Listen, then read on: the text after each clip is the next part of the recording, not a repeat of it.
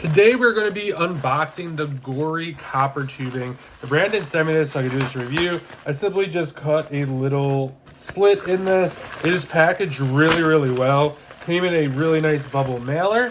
It is wrapped and it also has a lot of tape around it. So really nice. Comes inside this bag as well. So we're just going to open this real quick.